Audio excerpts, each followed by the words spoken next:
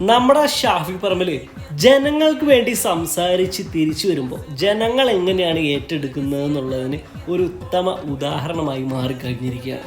ഇന്നത്തെ രാഷ്ട്രീയക്കാർ ഒന്ന് കാണണം, അല്ലെങ്കിൽ നമ്മൾ ഇന്ന് വരെ ഭരിച്ചുകൊണ്ടിരുന്ന രാഷ്ട്രീയക്കാർ ഇതൊക്കെ ഒന്ന് കാണണം. നമ്മൾക്ക് വേണ്ടി, അത് ജനത്തിന് വേണ്ടി സംസാരിച്ച് കഴിഞ്ഞാൽ മാത്രമേ ജനത്തിന് ആ ഒരു സ്നേഹം തരാൻ കഴിയുള്ളൂ. അത് ഇങ്ങനെ ഏറ്റുവാങ്ങുമ്പോൾ കിട്ടുന്നൊരു സുഖവും, അത് കാണുമ്പോൾ കിട്ടുന്നൊരു സുഖവും, അതൊക്കെ ഒന്ന് അനുഭവിക്കുക തന്നെ വേണം.